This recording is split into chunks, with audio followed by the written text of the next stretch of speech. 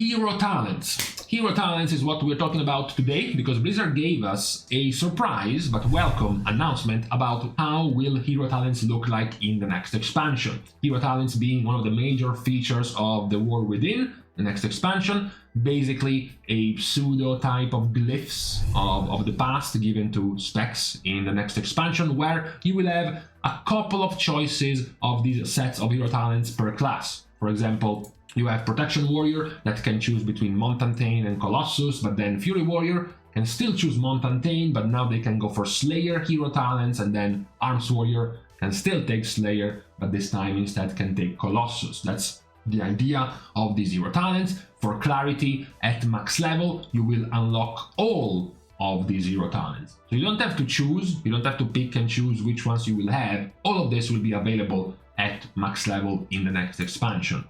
Of the examples Blizzard gave us, we have one which is the Death Knight, the Sun Lane, which is for Unholy and Blood DK, so no Frost, only Unholy and Blood. This entire set is quite interesting. It starts with the base effect, which is Vampiric Strike.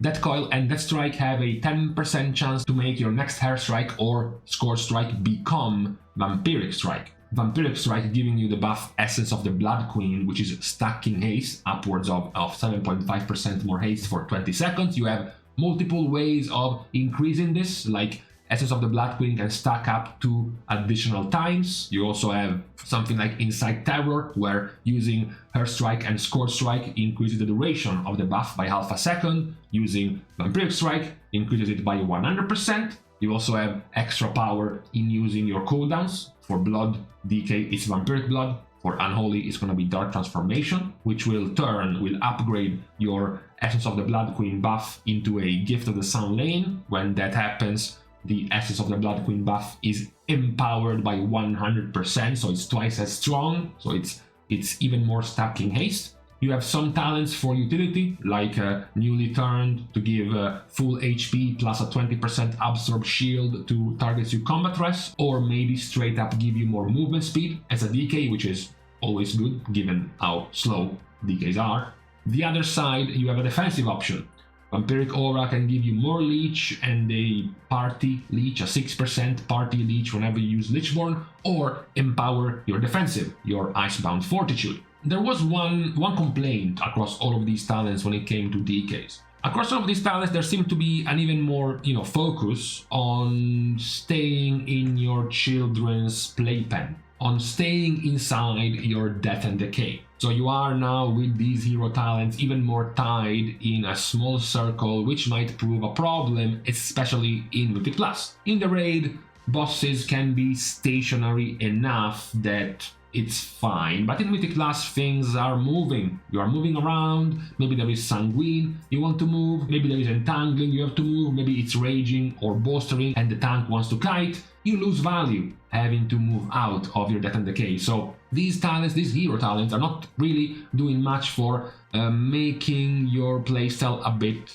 less frustrating when it comes to being free of the shackles of Death and Decay. Besides that though, it's pretty flavorful. It's a pretty flavorful, Blood Knight type of build. Even for an Unholy DK, I think it's still flavorful enough. We will have to see, of course, what will be the options to counter this for both of the specs, Unholy and Blood. What will be their other options for their hero talents. But this one seems pretty nice. It doesn't really change much of anything you are doing, even if your actual ability, Hair Strike and Scorch Strike, change and are now called Vampiric Strike. You will be playing more or less the same, which is kind of the goal of the hero talents. They don't actually want to give you basically new abilities. They don't want to give you new things to change your entire rotation, just to do more of what you were already doing, perhaps with a bit more flavor. Talking about flavor and talking about simply doing more and nothing else, it might also perhaps be slightly annoying for this set that you also have another maintenance buff, another things to keep track of in your rotation. Keeping up the buff of the Essence of the Blood Queen might also get a bit annoying overall. Still, we have room for this to improve. We have almost a year worth of time for these sets of talents to improve, so for now it's a decent start. Where it gets even better though is Chrono Warden for Evoker. This is quite OP in terms of options for preservation and augmentation. You have some options which are quite harmless and okay, like Spirit Bloom healing for 30% more over 8 seconds, Upheaval doing 30% more damage over 8 seconds, right? These are pretty small. The follow-up giving you upwards of 9% haste based on who you hit with Spirit Bloom and Upheaval. You know, these are tiny, they're not huge. Where things start getting quite drastic for Evoker is, for example, Hover is now a blink and also has a 5-second shorter cooldown, and also it still allows you to cast while blinking as an Evoker. On top of that, when you use this blink, you gain 30% damage reduction over 2 seconds. This is also incredible for timing this blink whenever a big damaging hit is about to come. It's massive extra tankiness for your Evoker. Follow up, another quite powerful set of choices, this one, Time Convergence. When you use an ability with a 45-second cooldown or longer, you gain 10% intellect for 15 seconds. If it's a defensive, then it's 10% stamina. On top of that, Essence spells increase the duration of these effects by 1 second. As you know, Evoker is quite bloated in terms of cooldowns longer than 45 seconds. You have 1, you have 2, you have 3 and 4, Wing Buffet and Tail Swipe, you have 5, you have 6, you have 7, you have 8, you have 9, you have 10, possibly even 11, and then you even have your own specs cooldowns, you know, 12, 13, 14, 15, 16 different cooldowns. So keeping these two buffs up, 10% intellect and stamina, can get quite easy for Evokers. These are the highlights of this Evoker Hero 3. Threads of Fate is basically Fate Mirror of Augmentation. It's chances for your allies to do extra free damage or extra free healing. The follow-up, Master of Destiny, can make the extra free damage even stronger, 100% stronger. And the final one is the current tier set of Preservation. Empower spells shoot out 3 Living Flames, smaller Living Flames, Chrono Flames, with a chance to give you more Essence Burst. So overall, there are some talents in here that are quite an outlier in terms of power, which is always good to have. And then we finish with a free Power Infusion for Evoker. Tip the Scales now gives you 2% haste, stacking up to 40% over 20 seconds. So the average is going to be 20% haste for 20 seconds, which is basically Power Infusion that you now get in your hero talents. Very powerful sets of talents for both Augmentation and Preservation. In particular, the Self-PI, the Hover Blink, the 30% DR when you warp, those are all very, very powerful for Evoker. The only negative thing you might say about the entire talent tree is this thing right here, Instability Matrix. Whenever you use a Empower spell, you have randomly between 1 and 15 seconds of cooldown reduction to that spell. So this might trigger some people. Some people will be using Fire Breath and immediately see a 15-second cooldown because they procced a 15-second cooldown reduction. Others will be casting Fire Breath and see a 29-second cooldown because they procced nothing, basically. That might be the one annoying thing related to too heavy of an RNG about this talent, but for the rest, it looks like a very powerful set of choices for both Preservation and Augmentation, and the only worrying thing about this is that they offer very good tankiness to Preservation and Augmentation, which are already the two tankier specs of Evoker, while Devastation is not nearly as tanky, so we will have to see what they get offered in terms of defensives to compare with the power of these sets of defensives for the other two Evoker specs. Very cool set when it comes to Warrior, the Mountain Thane option, which is for Fury and Prot. It's basically just spamming lightning damage around you. If there is one complaint, although it's not that major, is the fact that now this entire thing starts with Thunderclap. Damaging enemies with Thunderclap, Revenge, Raging Blow, or Execute has a 10% chance to also strike one with a Lightning Bolt, dealing some nature damage. Then, when you go down, you get more and more effects. For Protection, you gain 50% more Thunderclap damage. For Fury, you gain 50% more Thunderclap damage, and it generates Rage. You can go down, like Shield Slam and Bloodthirst have a 20% chance to grant you Thunder Blast, which is an empowered Thunderclap dealing even more damage. Then, why not? Let's make Thunder Blast give you 4% damage reduction.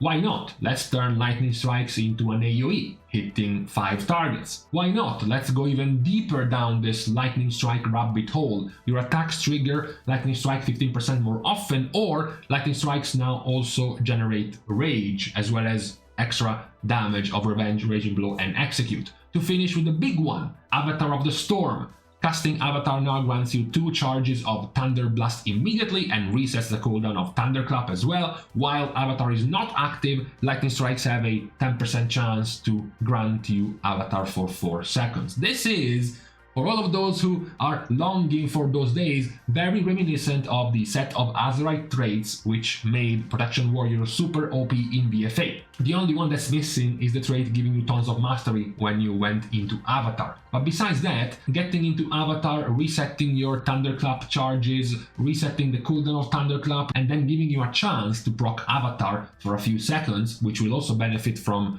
giving you 2 charges of Thunder Blast and giving you a cooldown reset on Thunderclap. It's very reminiscent of those BFA times. So this might be a good hint of the power of Protection Warrior coming into the next expansion. The rest is even more doubling down on this effect. Things like Lightning Strikes reduce the cooldown of Ravager, or maybe chance for Lightning Strike to critically hit increase by 5% and their damage increase by 10%. Lightning Strike have a 20% chance to make your next 2 Shield Slam or Bloodthirst have no cooldown. So, unlike the first 2 we looked at, this one basically changed nothing about your rotation, just changed the name of your abilities and gave you more effects in those things. This one added extra powerful effects to multiple sets of your abilities, changing Tip the Scales, changing Hover, giving more power to your Empire spells. This one though for Warrior is basically just fully focused on this lightning damage, Lightning Strike plus Lightning Blast set of abilities centered around more precisely your Thunderclap. So it's very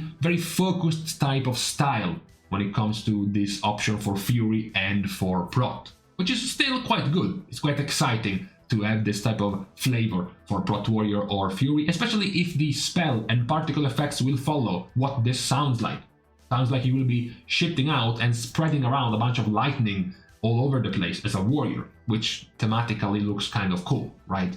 So it's quite nice as far as flavor goes. There is nothing nearly as OP as what we looked at when it comes, for example, to Evoker in here. It's mostly damage, right? Damage procs, and we don't really know the amount of damage it does, so we can't really tell how strong it is, but quite a few of these effects are very nice. Also, props, even though I just talked about this one being fully about this Lightning Strike effect, props for this feature right here. Intervening a target grants them a shield for 5 seconds that absorbs magic damage equal to 3 times your armor. I think it's nice to give proper party utility to a Prot Warrior now that their intervene becomes a significant absorb shield, a decent absorb shield for your party. You can now feel like you're helping as a tank.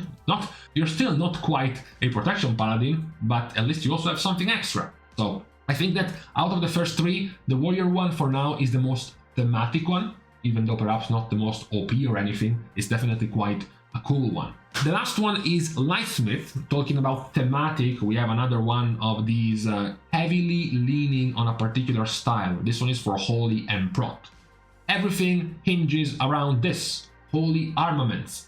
You create at a target location either some armor or some weapon. You alternate between the 2. The Holy Bulwark gives you a 15% of your max HP's absorb shield that refreshes by 5% every 2 seconds, and the weapon gives your spell and abilities a chance to deal additional holy damage or healing. And most of these talents are about this effect.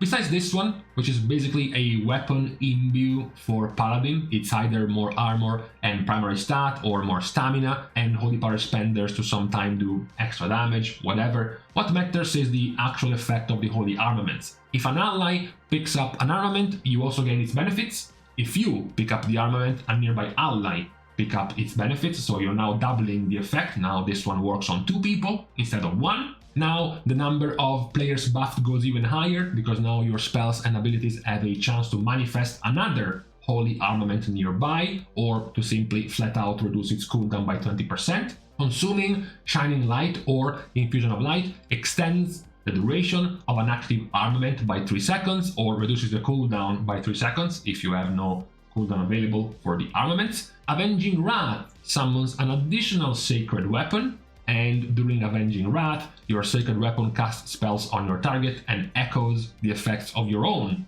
holy power abilities. Further buffs are when an armament fades from you, you gain 15 seconds cooldown reduction to your lay on hands, and you gain your infusion of light or shining light effect, as well as the effect of your active aura is increased by 33% on targets with your armaments. So this entire set of talents is basically around buffing this holy armament effect. Now, we don't know the cooldowns of this. We know that it lasts for 20 seconds. We know that you have 2 charges of this, so you can put out basically about 3 of them at any given time, and then you can get more from these sets of talents, 4 out, 5 out, perhaps extend their duration. So it looks like it's a more powerful party effect than it is a raid effect, of course, because you can hit 4 to 5 players, which is ideal for a party, more so than a raid. The one disappointment about this talent is the entire line in the description, which reads, "Will the light to coalesce and become manifest at a target location." So this is one of those features that you have to have players run over and pick up.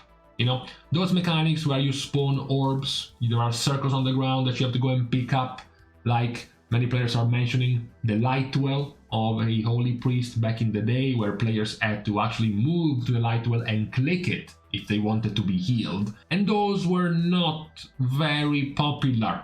Trying to get players to actually interact with your own toolkit wasn't a very successful thing. So having an entire set of hero talents that basically hinges around players literally walking over these things that spawn on the ground might not be nearly as successful. Yes, there is a sort of fail-safe measure with solidarity, which means you can pick up the armament and you will spawn an extra armament, you will create an extra armament on one of your allies. So you can do the whole pick up yourself, but what if you already have an armament? What if you already have a max duration armament on yourself? You want someone else to pick it up.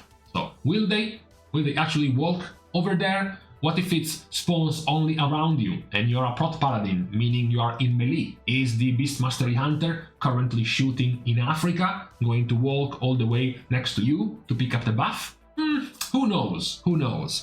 That's the only downside of this entire set, which looks like a pretty cool buff bot style of set for Prot and Holy, leaning even more so on party-wide utility when it comes to Prot Paladin, as if they didn't have enough. Now they have even more if they go Lightsmith. But as mentioned, the number one caveat, similar to the caveat to the DK Hero 3, where they are more locked into Death and Decay, for the Paladin one might be more around having players actually have to walk over these type of buffs on the ground. Not to mention, they are still, even more so with this hero talent, locked more into Consecration, which is another kind of problem for Prot Paladin only, not nearly as much for the rest of Paladin, but definitely for Prot. It's still kind of an annoyance similar to the Death and Decay of a Blood DK, which also doesn't look like it's being removed, at the very least for now, looking at these hero talent trees. Still though, as a first look, all of these were quite nice, all of these were quite good. I would say thematically, the Lightsmith and the Mountain are the best. In terms of power, I would say the Chrono Warden for now looks like the one with the more out of whack